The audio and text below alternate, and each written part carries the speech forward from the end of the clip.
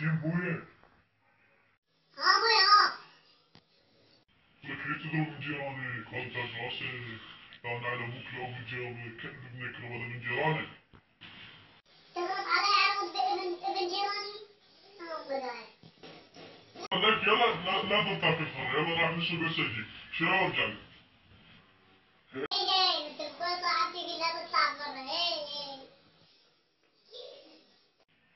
شنو؟ تبغى صاحبتك انا نشوفها؟ بدأنا على ابوك لو صاحبتك.